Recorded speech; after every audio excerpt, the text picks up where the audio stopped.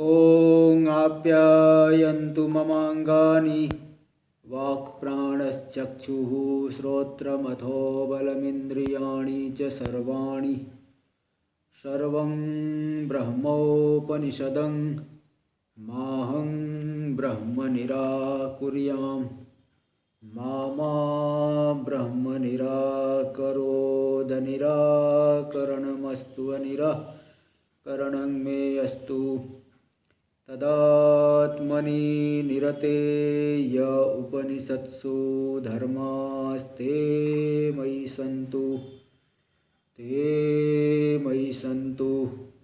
ॐ शान्ति शान्ति शान्तिः। शङ्करं शङ्कराचार्यं केशवं बादरायणं सूत्रभाष्यकृतौ वन्दे भगवन्तौ पुनः पुनः। ईश्वरो गुरुरात्मेति मूर्तिभेदविभागिने व्योमवद्व्याप्तदेहाय दक्षिणामूर्तये नमः। ॐ शान्ति शान्ति शान्तिः। सामवेदीय तलवकार शाखा की केनोपनिषद पर हम लोग विचार कर रहे हैं। तो उसका ये जो है वाक्य भाष्य पद भाष्य का पूरी तरह से विचार हो गया। वाक्य भाष्य पे हम लोग विचार करना आरंभ कर दिए हैं। यहाँ पे हम लोग पेज नंबर चल रहे हैं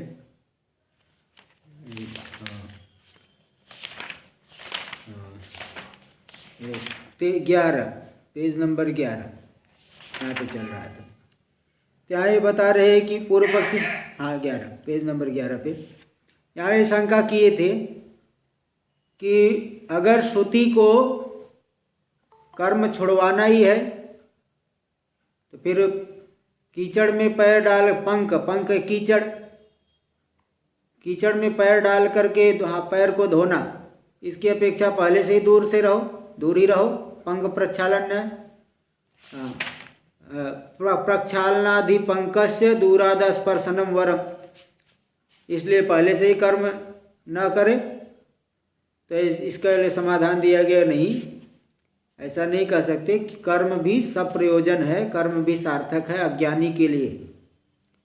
जो सकाम व्यक्ति है, जिसके अंदर आत्म जिज्ञासा नहीं है, स्वर्गादि फलों को चाहता है, तो कर्मों के द्वारा स्वर्गादि फल की प्राप्ति करेंगे। और जो निष्काम हो गया है वह अंतःकरण की शुद्धि के लिए, निष्काम भाव से अंतःकरण की शुद्धि के लिए कर्म करेंगे। और रही बात ज्ञानी के लिए, तो उसके लिए तो इष्टापत्ति, ज्ञानी के लिए कर्म व्यर्थ है, बोले ये तो ठीक है, बिल्कुल इष्टापत्ति है, तो हम मानते हैं। देखो 11 नंबर पेज नंबर 11 पे पहली पंक्ति भाष्य में दे दिए थे। उत्पन्नात् आत्मविद्यस्य त्वनात्मरंभो, जिसको आत्मविद्या उत्पन्न हो गई है, उत्पन्ना आत्मविद्या यस्य, जिसको आत्मविद्या उत्पन्न हो गई उसके लिए तो कर्म का आरंभ नहीं करना, ये तो ठीक ही है, अनारंभ होगा ही।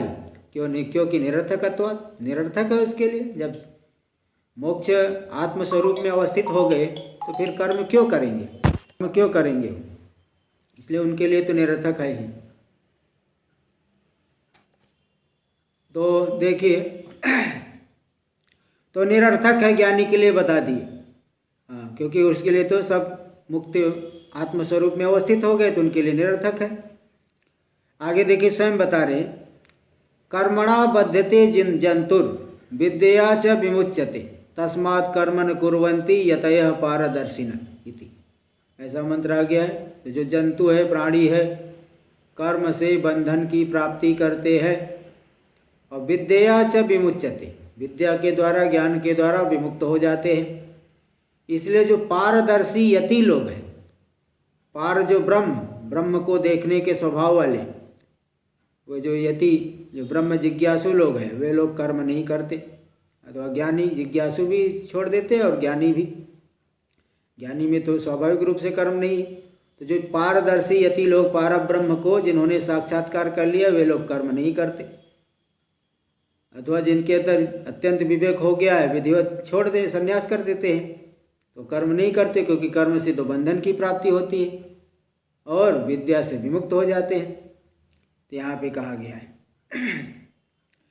तो और देखिए, क्रियापथश्चैव पुरस्तात् संन्यासश्च तयो संन्यास एव अत्यरेचयत्।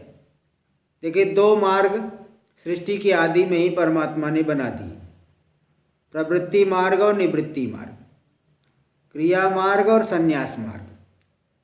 यानी जिसके अंदर कामना है कि मुझे पत्नी मिले, पुत्र हो, मैं ये फल मिले, स्वर्ग आदि फल मिले, उनके लिए परमात्मा ने जो है ये प्रवृत्ति मार्ग बना दिया सृष्टि के आदि में ही। मरीचि आदि प्रजापतियों को बना करके प्रवृत्ति मार्ग उन्हें ग्रहण करा दिया। तो प्रवृत्ति मार्ग से जो है नाना प्रकार के कर्म आदि करते हुए धीरे धीरे जो है वहाँ वो आगे बढ़ते हैं। मतलब वो धीरे धीरे, प्रवृत्ति मार्ग का भी लक्ष्य निवृत्ति मार्ग ही है। प्रवृत्ति में पड़े रहना ये लक्ष्य नहीं, धीरे धीरे शास्त्रीय कर्म करने से अंतःकरण शुद्ध होगा। तो ये जिनके अंदर अभी ये जिज्ञासा नहीं कि मैं आत्मस्वरूप को जानूं, उनके लिए प्रवृत्ति मार्ग क्रियापथ, यही है क्रियापथ। पुरस्तात्, पहले तो क्रियापथ और बाद में संन्यास। जिनके अंदर की ये जिज्ञासा हो गई हम पुत्र को लेके क्या करेंगे, वित्त को लेके क्या करेंगे, लोक को लेकर के क्या करेंगे, तो ऐसे लोगों के लिए संन्यास मार्ग जो है, निवृत्ति मार्ग। तयो संन्यास एव अत्यरेचयत्। इन दोनों के बीच में संन्यास ही सबसे उत्कृष्ट है, अतिरिक्त है, उत्कृष्ट है। इस तरह से यहाँ दिखा दी। इति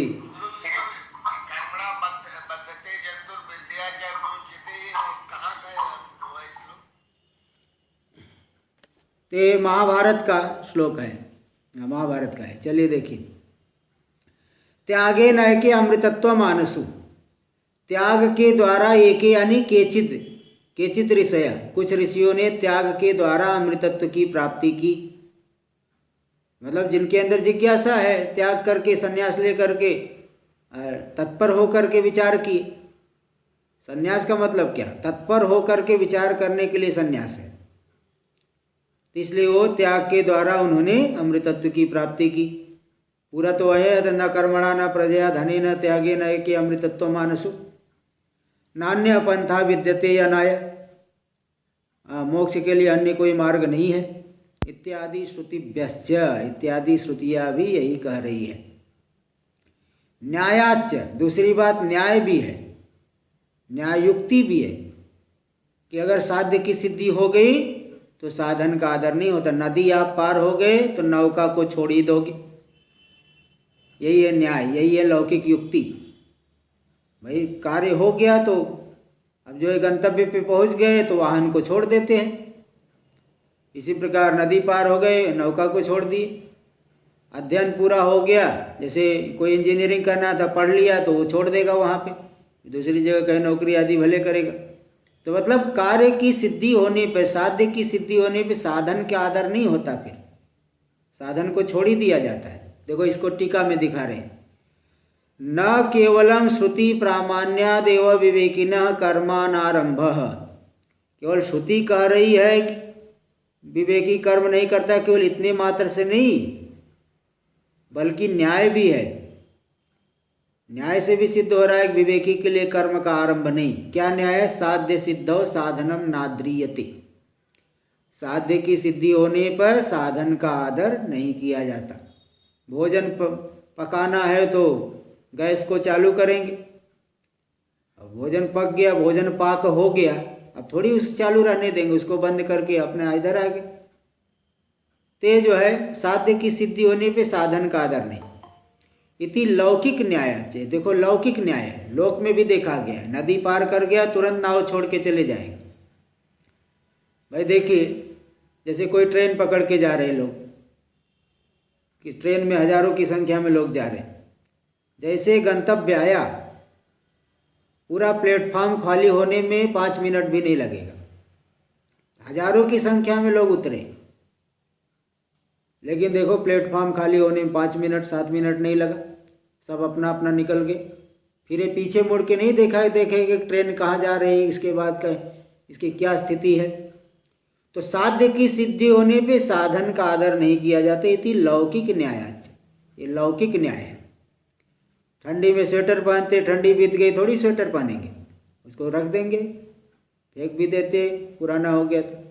ये लौकिक न्यायाच कर्मानारंभ सिद्ध, तो श्रुति भी कह रही है, स्मृति वाक्य भी कह रहे हैं, और लौकिक न्याय लौकिक युक्तियों से भी सिद्ध हो रहा है कि विवेकी के लिए कर्म का आरंभ नहीं है इत्यर्थ।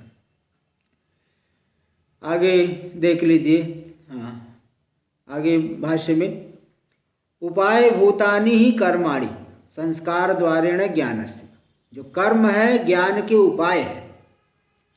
पूर्व में कहा गया ज्ञान का सहकारी नहीं, अंग नहीं, बल्कि ज्ञान के लिए उत्पत्ति का उपाय है अंतःकरण के संस्कार के द्वारा। कर्म करने से अंतःकरण शुद्ध होगा, फिर इसके बाद ज्ञान की उत्पत्ति होगी। तो उपाय भूतानि ही कर्माणि संस्कार द्वारेण ज्ञानस्य, संस्कार के माध्यम से कर्म ज्ञान के उपाय है।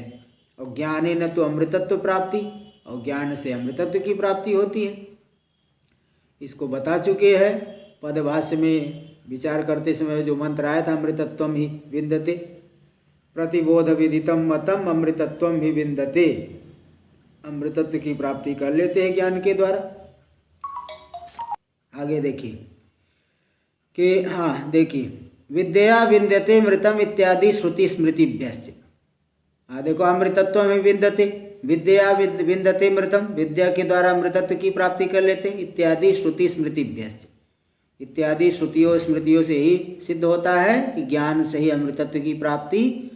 कर्म तो ज्ञान की उत्पत्ति के उपाय है, संस्कार के द्वारा, अंतःकरण की शुद्धि के द्वारा। टीका में देखिए द्वितीय पंक्ति, ज्ञान फले कैवल्य अनुपयोगाच, ज्ञान का फल जो कैवल्य है उसमें कर्म की उपयोगिता नहीं है। अगर कैवल्य में भी कर्म की उपयोगिता होती तब तो कोई कर्म नहीं छोड़ता, इसलिए ज्ञानिनः, लेकिन ऐसा नहीं है, कैवल्य में कर्म की उपयोगिता नहीं, इसलिए ज्ञानिनः कर्मानारंभ इष्ट, कर्म का आरंभ ज्ञानी नहीं करेगा, ये बात बिल्कुल इष्ट ही है। ये हम सभी एक स्वर से मानेंगे। इत्यादि ऐसी बात को दिखा रहे, नहीं स्वभाव सिद्धम। ये देख लीजिए, हाँ टीका भाष्य में देखिए, नहीं नद्या पारगो नावम न मुंचति यथेष्ट देश गमनम प्रति स्वातंत्र्य सति। देखो, नदी को नदी से पार चले गया तो यथेष्ट देश गमन के लिए स्वतंत्र है, तो क्या नाव नहीं छोड़ता है? यथेष्ट देश गमनम प्रति स्वातंत्र्य सति नद्या पारगो नावम न मुंचति इति नहीं। यथेष्ट देश गमन के प्रति जब स्वतंत्र है तो नदी के पार जाने वाला नाव को नहीं छोड़ता, ऐसी बात नहीं, वह छोड़ ही देता है, वह जरूर छोड़ देता है। इसलिए बल्कि क्या, वो दूर से जो नदी पार आए, कई तो ऊपर से छलांग लगा के भाग जाएंगे, नदी के किनारे आया छलांग लगा के भागे। नहीं स्वभाव सिद्धम वस्तु, देखो ये बता रहे कि ज्ञान के फल कैवल्य में उपयोगिता नहीं कर्म की, इसलिए आरंभ नहीं होगा। क्यों? क्योंकि नहीं स्वभाव सिद्धम वस्तु सिसाधयिषति साधन ही, जो वस्तु स्वभाव से ही सिद्ध है उसको साधन के द्वारा सिद्ध नहीं किया जाता, जो पहले से ही प्राप्त है साधन के द्वारा नहीं लाया जाता। जैसे शीतकाल में शीत अपने आप प्राप्त है, उसको लाने के लिए, ठंडी लाने के लिए एसी नहीं लगानी पड़ेगी। ग्रीष्म काल में गर्मी अपने आप स्वाभाविक रूप से आ जाएगा, तो गर्मी करने के लिए कोई हीटर नहीं जलाना, गर्म करने के लिए हीटर नहीं जलाना पड़ता। तो स्वभाव सिद्ध वस्तु साधनों के द्वारा कोई सिद्ध नहीं करना चाहता। यहाँ आत्मा भी स्वभाव सिद्ध, इसलिए कर्मों की उपयोगिता नहीं, इससे स्वभाव सिद्धश्च आत्मा, आत्मा स्वभाव सिद्ध है, इसलिए कर्मों से उसकी उत्पत्ति नहीं होगी, उसकी उत्पत्ति। तथा नापि पैशितः, इसी प्रकार आत्मा जो है प्राप्त करने के लिए अभिष्ट नहीं, कोई आपत्ति कर लेंगे, प्राप्ति कर लेंगे क्रिया करके, ऐसा भी नहीं। पय गतो धातु से आपि पैशितः सन्नंत करके वह प्राप्त करने के लिए अभी भी अभिष्ट नहीं है। क्यों? क्योंकि आत्मत्वे सति नित्याप्तत्वात्, क्योंकि वो हमारा ही स्वरूप है, आत्मा होते हुए नित्य आप्त है, कहीं जाके नहीं प्राप्त करना है। वो आत्मा हमारा ही स्वरूप है ना, इसलिए कहीं जाके प्राप्त नहीं करना है। आगे ना, अरे देखिए, संयोग आदिना प्राप्तस्यापि अन्नादेर उदरांतर्गत्यात्मक आत्मसात कारण रूप अवाप्तिरिष्यति। देखो, जो है संयोग आदि के द्वारा प्राप्त जो अन्नादि है, उदरांतर्गत्यात्मक, उदर के भीतर जो ले जाना, ले जा करके आत्मसात कर लिया, यानी पेट के भीतर चले गया तो शरीर के साथ अभिन्न हो गया, तो आत्मसात करण रूपा वाप्तिरिष्यति। आत्मसात करना रूपी अवाप्ति तो अभिष्ट है। जैसे यदा तद्वत् संयोग आदिना नित्याप्तत्वे सति, जैसे वो देखे क्या है, अन्न आदि का हमने खाया, संयोग से संयोग आदि हुआ, पेट के भीतर ले गए और वो पाचन होकर के आत्मसात हो जाएगा, मतलब वो अभी शरीर का शरीर रूप ही हो जाता है, शरीर का पोषण करता है। मोटा तभी तो हो जाता है आदमी। तो जैसे है तद्वत् संयोग आदिना नित्य आप्तत्वे सत्यपि, संयोग आदि के द्वारा नित्य आप्त होने पर भी तस्य आत्मत्वापादन आत्मिका वाप्तिरिष्येत, नित्य प्राप्त होने पर भी उसको आत्मत्वापादन, जैसे संयोग अन्न को खाए लेकिन वो पाचन हो करके फिर शरीर रूप हो गया, ऐसे आत्मा प्राप्त है तो भी उसको आत्मत्वापादन, उसको आत्मरूप करना है, ऐसी अवाप्ति मान लो। इत्याशंक उत्तम आत्मत्वे सति, बोले वो तो आत्मा ही हमारा, वो पहले से ही आत्मा है, उसको कोई आत्मसात आत्मा बनाना नहीं है। यद्वा आत्मत्वे सति इत्यस्य आत्मत्वादेव, अथवा दूसरा अर्थ कर दे कि आत्मत्वे सति मतलब आत्मरूप होने से ही वह नित्याप्त है। एवं अग्रे भी, ऐसे आगे भी कर देना। नापि विचिकारयिषित, न तो आत्मा को कोई विकारयितुम इष्ट, विकार भी नहीं किया जा सकता, विकृत नहीं किया, जैसे दूध को दही विकृत कर दी, ऐसे आत्मा को विकार भी नहीं किया जा सकता। ऐसा आत्मा का कोई विकार कर ले, ऐसा नहीं हो सकता, क्योंकि तो हमारा स्वरूप है, निरवयव है। नित्य आत्मत्वे सति नित्यत्वात्, क्योंकि आत्मरूप है होते हुए वह नित्य है। अविकारित्वात्, वह विकारी नहीं है। अविषयत्वात्, वह किसी क्रिया का विषय ही नहीं बनेगा। भाई दूध को दही बनाना है, पहले उस दूध को गर्म करोगे, उसमें जो है थोड़ा दही डालेंगे, उसको रखना पड़ेगा, 3-4 घंटे बाद विकार होगा। तो क्रिया का विषय बने तब तो विकार होता है, ये तो अविषय है, अविषयत्वात्, विषय ही नहीं बनेगा तो विकार कहाँ से करोगे। अमूर्तत्वात्, दूसरी बात तो मूर्त नहीं है, क्रिया वाला नहीं है, कोई गुण वाला नहीं है। रूपादिमान हो उसे मूर्त कहते हैं, रूपादि से रहित है, कोई भी उसके अंदर गुण नहीं है। न्याय में मूर्त का अलग अर्थ होता है, वेदांत में अलग। न्याय में कहते क्रियादिमत्व मूर्तत्व, और वेदांत में रूपादिमत्व मूर्तत्व। ते कोई रूपादि भी नहीं, कोई क्रिया भी नहीं, अमूर्त है, इसलिए विकार भी नहीं कर सकते। देखिए आगे, ये टीका में दे रहे हैं, टीका में देखिए, उत्पत्तिराप्तिर विकृति संस्कृति चेति चतुर्विधम क्रियाफलम। उत्पत्ति, आपत्ति, विकृति और संस्कृति, ये 4 प्रकार का जो क्रियाफल है, स्वरूपावस्थाने कैवल्य न संभवति, स्वरूपावस्थान रूपी कैवल्य में संभव नहीं है इति उक्तम, ऐसा कहा गया।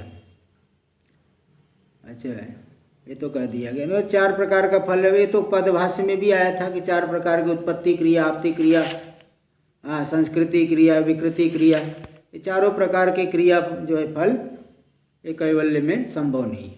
न तो उत्पत्ति कर सकते हो आत्मा को, न प्राप्त ही करना है। प्राप्त क्या करना है, सदा प्राप्त है, केवल अज्ञान रूपी आवरण को हटाना है, इसलिए वो प्राप्त क्या करना है। इसलिए क्रियाफल स्वरूपावस्थान रूपी कैवल्य में यह क्रियाफल संभव नहीं थी उक्तम, ये पहले कहा जा चुका है। आगे पहले भाष्य में देखिए, फिर आगे आ रहा है, फिर देखेंगे टीका में।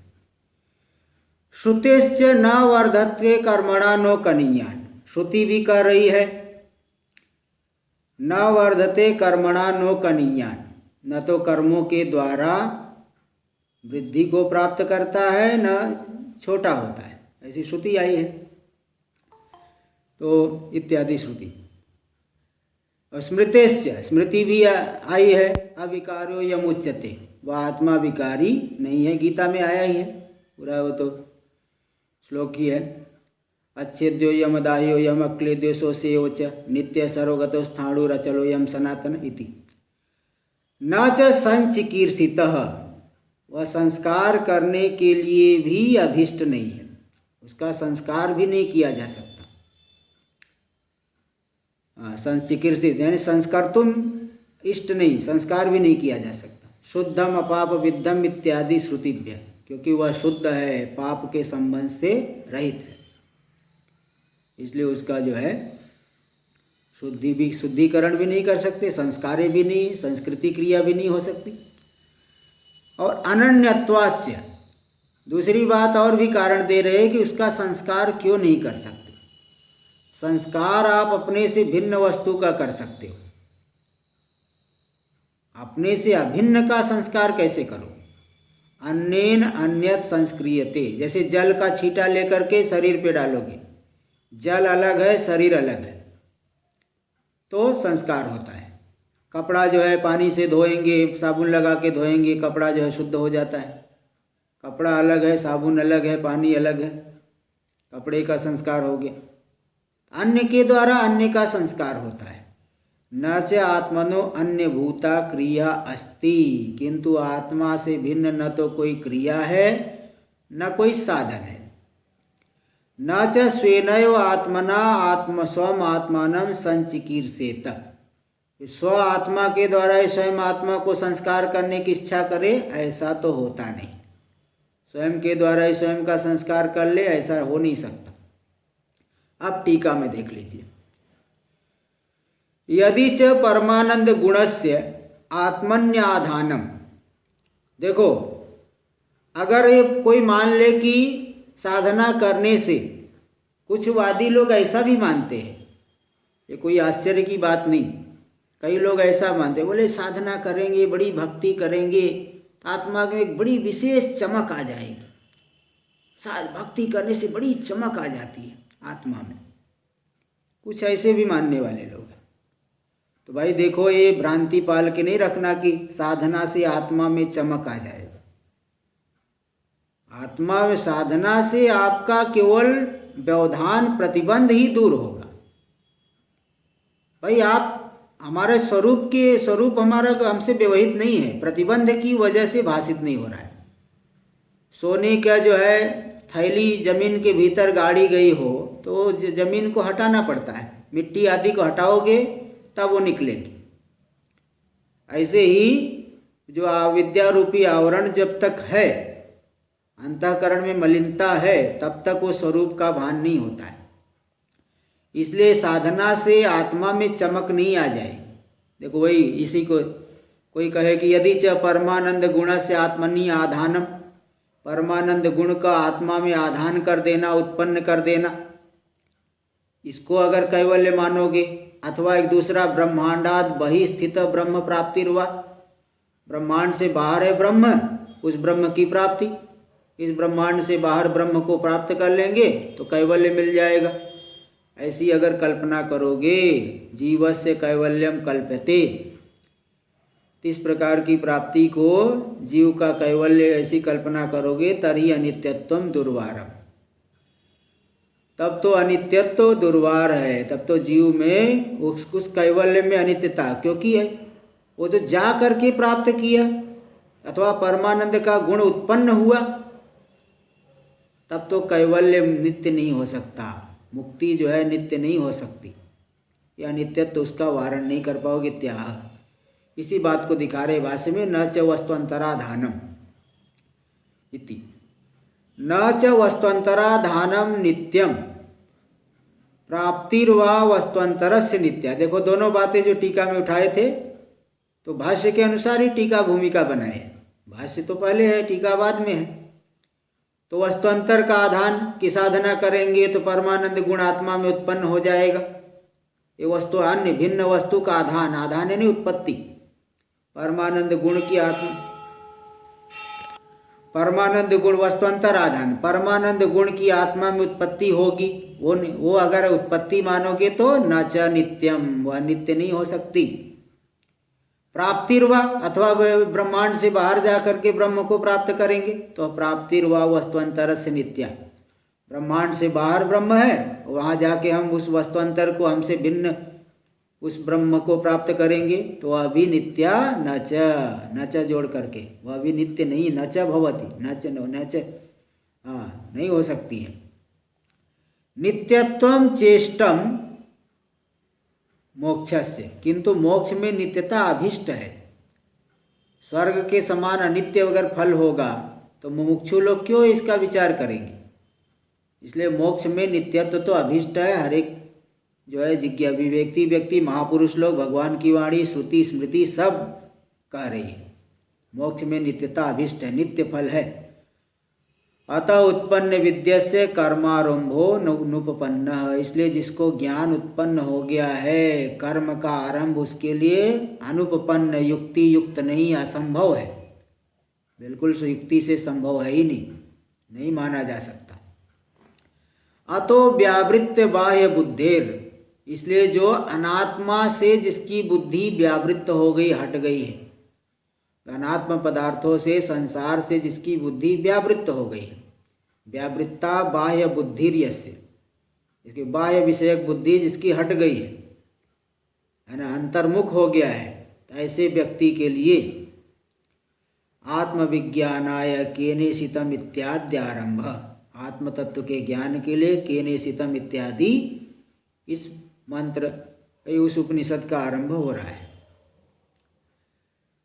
अब टीका में देखिए, शिष्याचार्यो प्रश्न प्रतिवच, अच्छा टीका में एक पहले एक पंक्ति, एवं उपनिषद आरंभम संभाव्य, तो उपनिषद का आरंभ संभव है, उपनिषद का आरंभ किया जाना बिल्कुल सही है।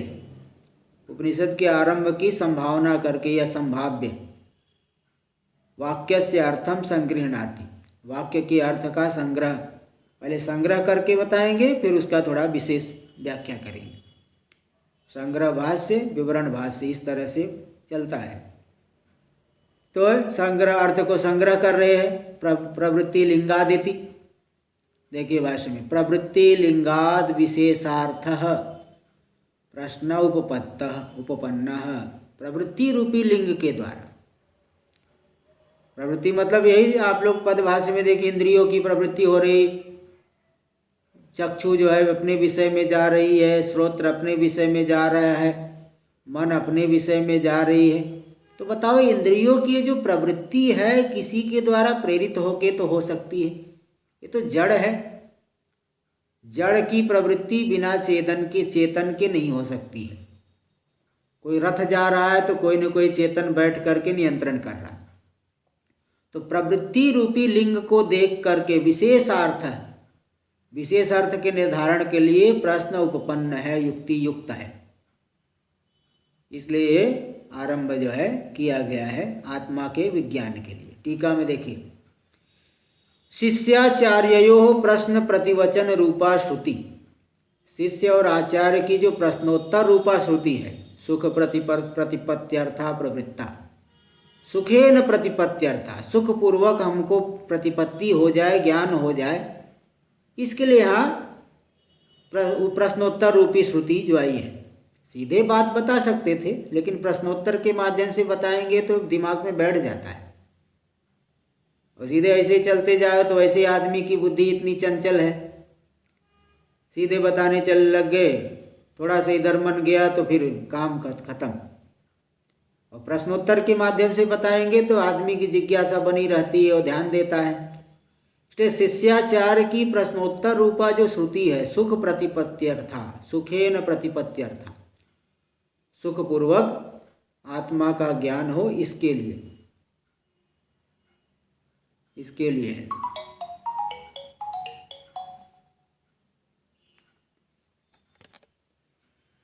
ते सुख प्रतिपत्ति के लिए है। तत् प्रश्न किम ज्ञाते अज्ञाते वा इति चोद्य निराशाय सामान्यतो ज्ञाते भी विशेषतश्च अज्ञाते संभवति।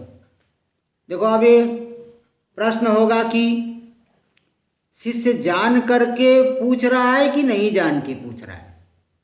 उदाहरण आता है, किसी लड़के ने अपने पिता से प्रश्न किया कि पिताजी क्या अर्जुन ने कर्ण को मारा।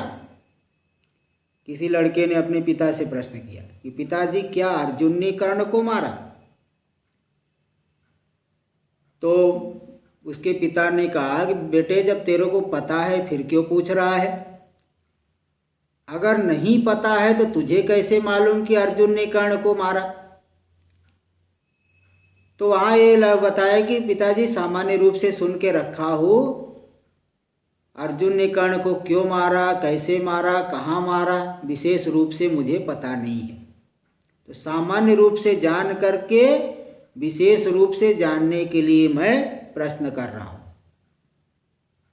तो इसलिए यहाँ तत्र प्रश्न किम ज्ञाते अज्ञाते वा, जान करके प्रश्न कर रहा है कि नहीं जान के प्रश्न कर रहा है।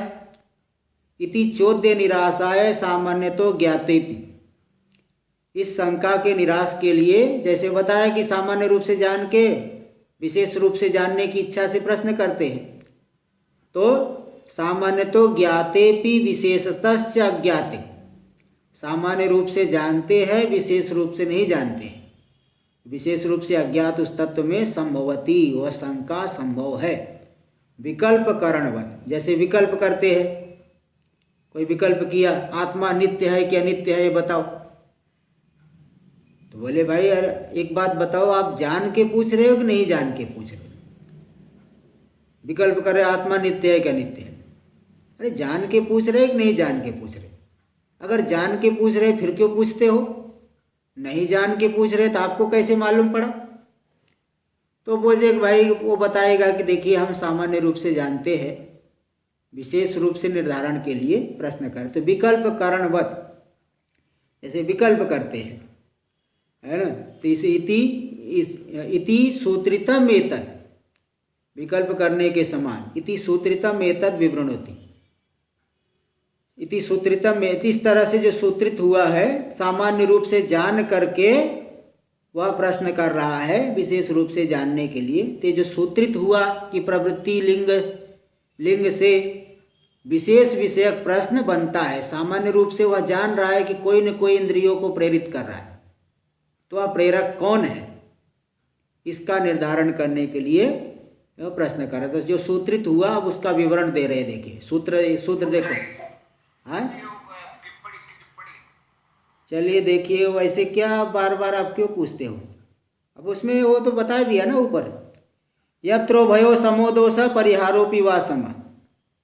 अब टिप्पणी तो ऐसे, यत्र उभयो समोदोष परिहारोपि वा सम, जहाँ पे दोनों ही पक्ष में समान दोष हो परिहार भी समान है। तो नैक पर्यनुयोक्तव्य, एक व्यक्ति के ऊपर आक्षेप नहीं करना चाहिए। जब दोनों ही पक्षों में समान दोष है और परिहार भी समान रूप से ही किया जा रहा है तो एक के ऊपर आक्षेप नहीं होता। तादृक अर्थ विचारण, उस प्रकार के अर्थ के विचार करने में एक के ऊपर आक्षेप नहीं किया जाता। इति न्याय न, ऐसा न्याय है, न्याय शास्त्रों में तो बहुत श्लोक आता है। इति न्याय न विकल्प करणवत। तो ज्ञाते अज्ञाते, देखो यहाँ पूर्व पक्षी पूछ रहा है, जान करके पूछा कि शिष्य ने जान करके आचार्य से पूछा कि नहीं जान के पूछा।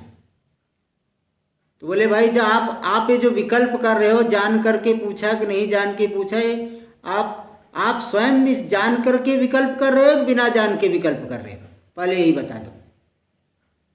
देखो पूर्व पक्षी क्या कहेगा कि जो शिष्य ने आचार्य से प्रश्न किया, जान के प्रश्न किया कि नहीं जान के प्रश्न किया। तो सिद्धांती बोल रहा है एक बात बताओ, आप ये जो विकल्प कर रहे हो जान करके विकल्प कर रहे हो कि नहीं जान के विकल्प कर रहे हो। ज्ञाते अज्ञाते वा इति विकल्प, तो बोले कि ज्ञाते अज्ञाते वा इति चोद्य यद उत्तर, हम आपके ऊपर शंका करेंगे आप जान करके विकल्प कर रहे कि नहीं जान के विकल्प कर रहे।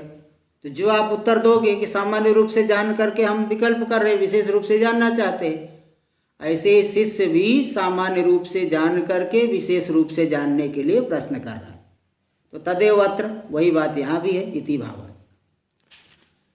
देखिए, सूत्रितम एतद् विवृणोति रथादीना, भाष्य में देखिए, रथादीनाम ही चेतनावद अधिष्ठितानाम, जो चेतना वाला है पुरुष, उसके द्वारा अधिष्ठित जो रथादि है, उसके द्वारा नियंत्रित जो रथादि की प्रवृत्ति देखी गई है। कोई रथादि जड़ है, बिना चेतन की उनकी प्रवृत्ति नहीं देखी जाती। चेतना वाले के पुरुष के द्वारा अधिष्ठित है रथादि, तो रथादि की प्रवृत्ति चेतना वाले पुरुष से अधिष्ठित होकर के देखी गई। नान अधिष्ठिता नाम, ऐसा नहीं कोई चेतन नहीं बैठा है वैसे ही चलने लगेगी। कहीं भी जड़ में, आजकल कंप्यूटर वाला रिमोट वाला सिस्टम आ गया, तो भी रिमोट को हैंडल करने के लिए कोई चेतन चाहिए भाई, जिसकी जैसी शक्ति है, लेकिन उस नियंत्रण तो चेतन ही करेगा, जड़ पूरी तरह से नियंत्रण नहीं कर सकता। इसलिए बड़ी बड़ी जो मशीनें हैं, बड़े ऑटोमेटिक है, तो भी स्वयं कहीं कहीं वो गलत कर जाती है, तो चेतन जो है बराबर उसके ऊपर नियंत्रण करता है। तो नान अधिष्ठिता नाम, बिना किसी चेतन से अधिष्ठित होकर के रथादि की प्रवृत्ति नहीं देखी गई। मन आदि नाम च चेतना नाम प्रवृत्ति दृश्यते, मन आदि भी जड़ है, वह भी, उनकी भी प्रवृत्ति देखी जाती है। तो देखो यहाँ अनुमान हो जाएगा, अनुमान का स्वरूप होगा मन आदीनां प्रवृत्ति ही चेतनाधिष्ठिता अचेतन प्रवृत्तित्वात् रथादि प्रवृत्तिवत। मन आदि जो इंद्रिय है, उनकी प्रवृत्ति किसी चेतन के द्वारा नियंत्रित होकर के देखी जा रही है, अचेतन प्रवृत्ति रूप होने से। जड़ की प्रवृत्ति है और रूप होने, जैसे रथादि प्रवृत्ति, रथादि जड़ है, उनकी प्रवृत्ति चेतन के द्वारा नियंत्रित होकर के होती है। मन आदि जड़ है, उनकी भी प्रवृत्ति किसी न किसी चेतन के द्वारा नियंत्रित मानी जाएगी, अनुमान के द्वारा ये सिद्ध हुआ। इसी बात को देखिए दे रहे हैं, मन आदीनाम चा चेतना नाम प्रवृत्तिर दृश्यते। मन आदि जो जड़ है, उनकी प्रवृत्ति देखी जा रही है। तद्धि लिंगम चेतनावतो अधिष्ठातुर अस्तित्वे, वो लिंग है कि चेतना वाला कोई अधिष्ठाता है, नियामक है, उनके अस्तित्व में। देखो अनुमान ने, देखो यहाँ दे दिए अनुमान, इस दोनों वाक्यों में अनुमान सिद्ध हो गया कि जैसे रथादि की प्रवृत्ति, पहले दृष्टांत पहले दे दिए कि रथादि की जो प्रवृत्ति है, जड़ प्रवृत्ति है, चेतन के द्वारा नियंत्रित होती, तो मन आदि भी जड़ है, इनकी प्रवृत्ति भी चेतन के द्वारा ही नियंत्रित माननी पड़ेगी। तो ये जो जड़ की प्रवृत्ति देख करके ही मानना पड़ेगा कि चेतन कोई न कोई अधिष्ठाता है, क्योंकि दृष्टांत में हम घटा चुके हैं। तद्धि लिंगम, तो ये जो यही लिंग बन गई, जो जड़ की प्रवृत्ति ही लिंग बन गई, ज्ञापक बन गई। इसका ज्ञापक बन रहे चेतनावतो अधिष्ठातुर अस्तित्वे, कोई न कोई चेतना वाला अधिष्ठाता है, उसके अस्तित्व में यही ज्ञापक हो गए, लिंग हो गई मन आदि की जो जड़ की प्रवृत्ति। जड़ की प्रवृत्ति बिना चेतन के नहीं हो सकती, इसलिए कोई न कोई चेतना वाला अधिष्ठाता है, नियामक है, ये मानना पड़ेगा। टीका में देख लीजिए, मन आदि नाम एवं चेतनत्वाद अचेतन प्रवृत्तित्वाद इति असिद्धो हेतु। देखो अनुमान मैं बता दिया था, मन आदि नाम प्रवृत्ति ही चेतनाधिष्ठिता अचेतन प्रवृत्तित्वात्, हेतु दी जड़ की प्रवृत्ति होने से। तो कई वादी लोग मन को ही आत्मा मान लेते। चारवाक में कई भेद है, वेदांत सार ग्रंथ चल रहा है, आप लोग शुरुआत में देखे कि कोई जो है प्राण को आत्मा मान लिया है, कोई मन को आत्मा मान लिया, कोई बुद्धि को आत्मा मान लिया, और मुख्य तो शरीर को ही आत्मा मान लिया। चारवाक में भी कई अवान्तर भेद है, वेदांत सार में एकदम स्पष्ट रूप से जो है दिखाया गया है। तो मन आदि को ही वो लोग चेतन मान लेते, इसलिए मन आदि की प्रवृत्ति जड़ प्रवृत्ति है। अरे भाई ऐसे कैसे कहोगे, वो तो चेतन है। तो जड़ प्रवृत्ति यह जो हेतु है मन आदि में नहीं रहेगा, क्योंकि मन आदि चेतन है। तो स्वरूपा सिद्धि दोष होता है, हेतु पक्ष में न रहे तो स्वरूपादित सिद्धि देश। जैसे जल हृदो वहनीमान धूमात, जल ह्रद वहनी वाला है क्योंकि धूम होने से। बोले भाई जल ह्रद में कहाँ से धूम होगा, पक्ष में हेतु रहता ही नहीं, साध्य की सिद्धि कहाँ से करेगा। तो मन आदि नाम एवं चेतनत्वात्, मन आदि स्वयं चेतन है, इसलिए उनकी प्रवृत्ति जड़ प्रवृत्ति नहीं, इसलिए अचेतन प्रवृत्तत्वाद इति असिद्धो हेतु। अचेतन की प्रवृत्ति यह जो हेतु है स्वरूपा सिद्ध हो गया हेतु, यानी पक्ष में नहीं रहेगा तो साध्य की सिद्धि नहीं कर पाएगा। इति ऐसा पूर्व पक्षी कहेगा, सिद्धांति कह रहा है इति ना संकनीयम, ऐसी शंका भी मत करो। इत्या करणानि, भाष्य में देखिए, करणानि ही मन आदिनी नियमे न प्रवर्तन्ते, जो इंद्रिया है मन आदि नियमित रूप से प्रवृत्त होते हैं, वह नियमित रूप से प्रवृत्त होते हैं। तन्ना सती चेतनावती अधिष्ठातरी उपपद्यते, अगर चेतना वाला अधिष्ठाता नहीं होगा, तन्न असती चेतनावती अधिष्ठातरी, यानी चेतना वाला अधिष्ठाता नहीं होता तो उनकी जो प्रवृत्ति है तन न उपपद्यते, वह नहीं हो सकती। असती देखो इस तरह से अन्वय करना, अस्ति चेतनावती अधिष्ठातरी तद न उपपद्यते, अगर कोई चेतना वाला अधिष्ठाता चेतन अधिष्ठाता नहीं होगा, नियामक नहीं होगा, तो मन आदि की नियमेन प्रवृत्ति नहीं हो सकती। इसलिए चेतन को मानना पड़ेगा। तो वह चेतन कौन है, इस विशेष रूप से शिष्य जानना चाहता है। सामान्य रूप से तो जान गया है कि जड़ की प्रवृत्ति बिना चेतन के नहीं होगी, लेकिन वह है कौन, तो इस तरह से इस बात का निर्धारण के लिए वो प्रश्न कर रहा है। तो न तू भाष्य में आगे देखिए, अच्छा मात्र ने अन्यत्र मना भू, ये तो हाँ टीका में पहले देख लीजिए, टीका में दूसरी पंक्ति देखिए, अन्यत्र मना भुवम नादर्शम इत्यादि लोकानुभवात् मना आदीनाम करणत्वम सिद्धम ततः प्रदीपवत अचेतनत्वम सिद्धम इत्यर्थ। देखो क्या कहते हैं, क्या अनुभव होता है, मैं अन्यत्र मन वाला था, मैंने कुछ नहीं जाना, मैंने कुछ नहीं देखा। आपके सामने कोई घटना घट रही है और आप किसी गहरी सोच में डूबे हुए हैं, गहरे चिंतन में डूबे हुए हो, आप नहीं जान पाते क्या घटित हुआ, आप नहीं सुन पाते, आप नहीं देख पाते, आप नहीं स्पर्श कर पाते कि क्या घटित हुआ है। इत्यादि लोकानुभवात्, ऐसा प्राणियों को अनुभव होने से मन आदि नाम करणत्वम सिद्धम, मन आदि में करणता सिद्ध हो गई। तो जब करणत्व सिद्ध हो गया, जो करण होता है वो जड़ होता है, जैसे प्रदीप, तथा प्रदीपवद अचेतनत्वम सिद्धम इत्यर्थ। इसलिए प्रदीप के समान वह जड़ है, यह भी सिद्ध हो गया। कोई भी करण है, साधन है, जड़ ही होता है, चेतन साधन नहीं बनता, जड़ ही साधन बनता है। तो प्रदीप के समान, जैसे प्रदीप प्रकाशन में करण है, वह जड़ है, तो मन आदि भी करण होने से जड़ है, ये सिद्ध है। ये मन आदि को चेतन नहीं सिद्ध कर पाओगे। आगे देखिए भाष्य में, तद विशेषस्य च अनधिगमात्। देखो अब शिष्य को सामान्य रूप से तो मालूम पड़ गया कोई न कोई चेतन है जिसकी वजह से इस शरीर इंद्रिय आदि में प्रवृत्ति हो रही, किंतु वह विशेष कौन है ये नहीं जान पा रहा है। देखो तद विशेषस्य, चेतना वाला जो कोई विशेष कौन, वह विशेष कौन है, चेतन पुरुष चेतन, उसका अनधिगमात्, उसका ज्ञान नहीं हुआ है, अधिगम नहीं हुआ है शिष्य को। चेतनावत सामान्य च अधिगते, और चेतना वाला कोई सामान्य है, चेतना वाला सामान्य रूप से जान मालूम है। तो चेतना वाला सामान्य का ज्ञान होने पर होकर के विशेष का ज्ञान नहीं हुआ है, इसलिए विशेषार्थ प्रश्न उपपद्यते, विशेषार्थ विषयक प्रश्न संभव है।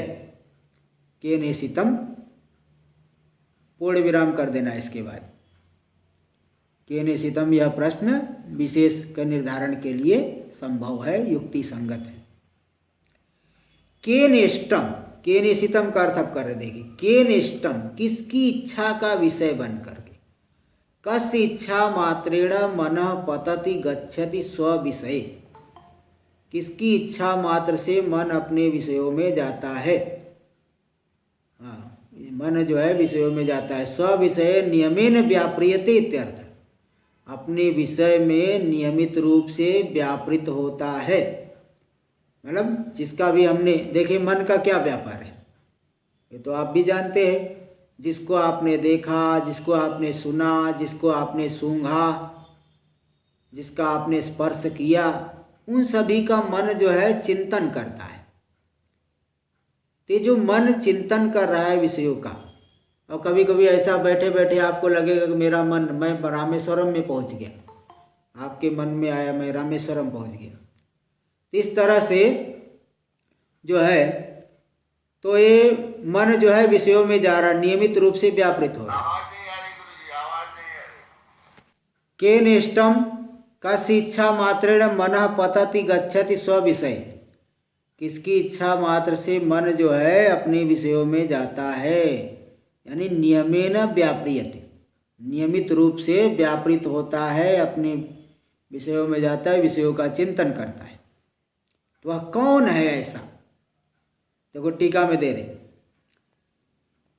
इच्छा मात्रेण इति प्रयत्नादि अभाव लक्ष्यते। लोक में देखिए नाना प्रकार से प्रवृत्ति कराई जाती है। किसी को प्रयत्न करके जबरदस्ती धक्का दे दिया। गंगा के किनारे गए, गंगा के किनारे गए, कोई आदमी जो है नहीं स्नान कर रहा है, जबरदस्ती ढकेल दिए, वो गंगा में चले गए प्रयत्न से आदि, अथवा शब्द प्रयोग करके अरे भाई स्नान कर लो, इस तरह से शब्द के द्वारा। तो नाना प्रकार से प्रवृत्ति कराई जाती है। कोई सन्निधि मात्र से, बड़े लोग हैं उनकी सन्निधि मात्र में ठीक ढंग से काम करते हैं, तो तो इच्छा प्रयत्न के द्वारा शब्द प्रयोग करके ये जो है भी लोक में प्रवृत्ति होती है। लेकिन यहाँ कार्य नहीं, किसकी इच्छा मात्र से, इच्छा मात्रणिति प्रयत्नादि अभाव लक्ष्यते, कोई प्रयत्न नहीं करके, प्रयत्नादि नहीं करके ही वो प्रवृत्ति हो रही है। ना तो इच्छा अस्तित्व, ऐसा नहीं सोचना कि इच्छा का अस्तित्व है वहाँ, ऐसा नहीं। इच्छा है, इच्छा मात्र से मतलब बिना किसी प्रयत्न के, क्योंकि वहाँ परमात्मा में इच्छा नहीं होती, क्योंकि उसका तो कोई कारण ही नहीं है। अपाणिपादो जवनो गृहीता पश्यत्य चक्षुष शृणोत्य कर्ण, बिना हाथ पैर के ही, बिना पैर के ही तेजी से चलते हैं, बिना हाथ के ही ग्रहण करते हैं। बिनु पग चले सुनय बिनु काना, कर विध कर्म करहि विधि नाना, न बिना पैर के ही चल रहे, बिना कान के ही सुन रहे हैं। इस तरह से वहाँ इच्छा का अस्तित्व नहीं है। इच्छा के मात्रे से मतलब बिना किसी प्रयत्न के ही प्रवृत्ति करा रहे, क्योंकि इच्छा अस्तित्व नहीं, क्योंकि निर्विकारता या विवक्षितत्वात्, परमात्मा में निर्विकारता ही भी विवक्षित है, कहने के लिए अभिष्ट है। इसलिए इच्छा मात्रे का अर्थ है प्रयत्न से ही, प्रयत्नादि का भाव यानी सन्निधि मात्र। इसलिए 5 नंबर टिप्पणी में दे दिया, प्रयत्नाद्य भावयति सान्निध्य मात्रमिति यावत्, सन्निधि मात्र से ही वे प्रवृत्ति करा रहे हैं। देख लीजिए आगे भाष्य में, देखिए मना दिए ना, मन का अर्थ करें मनुते अनेन इति विज्ञान निमित्तम अंतःकरणम मन, जिसके द्वारा वह व्यक्ति मनन करता है। तो जो विज्ञान का निमित्त है अंतःकरण, वही है मन। तो वह मन प्रेषितम इव, भेजा गया जैसा मालूम पड़ता है। जैसे नौकर को भेज देते, प्रेषित प्रेरित भृत्यादिवत, भेजे गए नौकर आदि के समान उपमा के लिए दे दी, जैसे नौकर को भेज देते हैं। तो उपमा वैसे मुख्य हम भेज नहीं सकते, मन तो यही रहता है, वृत्ति मात्र के द्वारा ऐसा लगता है कहीं दूर चले गया। तो मुख्य तो मुख्यार्थ संभव तो नहीं, लेकिन प्रेषित भेजा जाता हुआ सा मालूम पड़ता है। तो किसकी इच्छा मात्र से, किसकी सन्निधि मात्र से ऐसा होता है?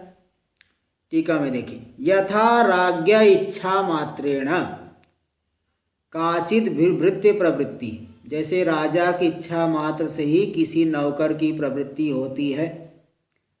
काचिच्च वागादि व्यापारेण, और कोई तो वागादि, राजा ने कह दिया मंत्री जी वहाँ चले जाना, सेनापति जी वहाँ सीमा पे चले जाना, तो शब्द प्रयोग करके भी भेजता है। कोई इच्छा मात्र से वृत्ति की प्रवृत्ति हो जाती, देख लेता है कि राजा ये चाहते हैं, कर लेते हैं। कोई तो वागादि शब्द व्यापार के द्वारा, तद्वद यह किम न स्यात्, इसी प्रकार यहाँ भी ऐसे ले लो कि उनकी जो है वागादि व्यापार के द्वारा प्रवृत्ति करा दे। इत्याशंका न तू, बोले ऐसा नहीं समझना, न तू ईशित प्रेषित शब्दयोर अर्थौ यह संभवतः, इच्छा किया और भेज दिया, इच्छा का विषय बने और भेजा, इन दोनों शब्दों का मुख्यार्थ यहाँ संभव नहीं है, केवल उपमा देने के लिए दिया गया कि जैसे नौकर भेज देते हैं, क्योंकि परमात्मा में इच्छा नहीं है, ये बता ही दिया, वो तो निर्विकार है। तो वहाँ बस वही मुख्य अर्थ लेना कि किसकी सन्निधि मात्र से इंद्रिय आदि में प्रवृत्ति हो रही है, यही इतना मुख्य अर्थ ही लेना है, सन्निधि मात्र से ही प्रवृत्ति हो रही। नई शिष्यानि व मना आदिनी विषयेभ्य प्रेषयति आत्मा, है ना। शिष्यादि को जैसे गुरु जी शिष्यादि को भेज देते हैं, शिष्य आदि को भेज देंगे, इसी प्रकार आत्मा मन आदि को विषयों की तरफ भेज देता है, ऐसा नहीं कर सकते। देखो टीका में, सक्रिय से सर्वस्य अनित्यतया अवधारितत्वात्, जितनी भी क्रिया वाली वस्तु है सब के सब अनित्य रूप से निश्चय निर्धारित की गई है। और निष्क्रियम वस्तु पिपृच्छिषितम, लेकिन यहाँ जो पूछी गई वस्तु है, पृष्ठुम इष्टम, जो पूछी गई वस्तु वह तो निष्क्रिय वस्तु है। ततो नार्थ भेद संभवती, इसलिए अर्थ विशेष संभव नहीं कि इच्छा करेंगे, इच्छा के द्वारा इस तरह से सब विशेष संभव नहीं हो पाएगा।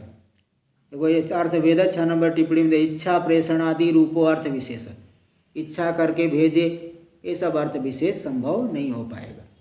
आगे का विचार कल होगा।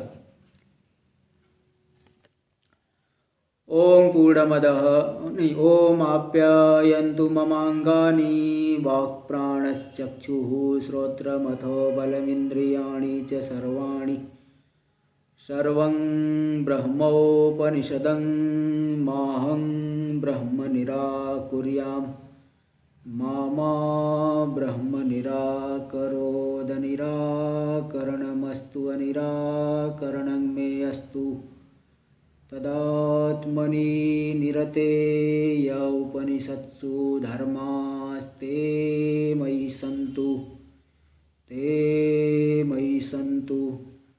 ओम शांति शांति शांति।